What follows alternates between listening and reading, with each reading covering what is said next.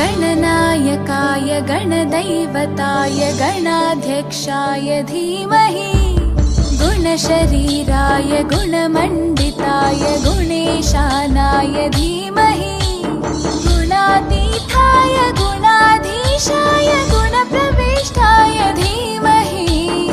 एकदन्ताय वक्रतुण्डाय गौरीतनयाय धीमहि